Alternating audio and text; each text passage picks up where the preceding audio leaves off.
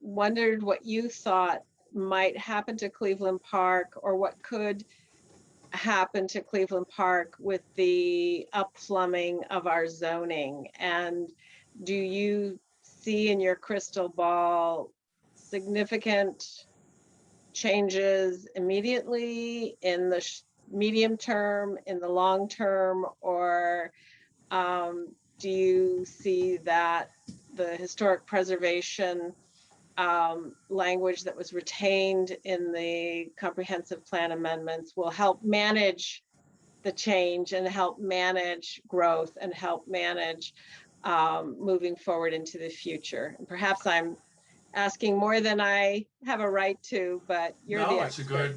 it's a good question, and my answer is I'd like to see a hornet's nest.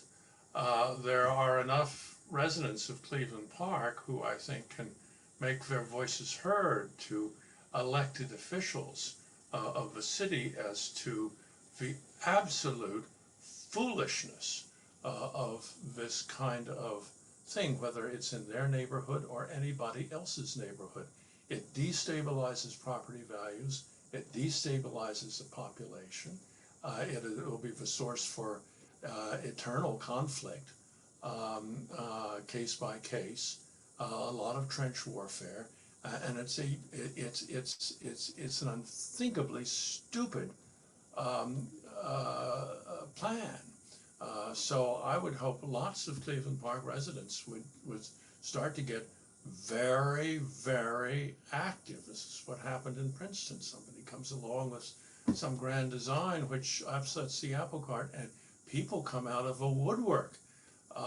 My old friend Al Jacobs, who was head of the planning department in San Francisco, and who'd been in Pittsburgh, I think, before that, said, "Where do they come from?" Meaning the people at these meetings.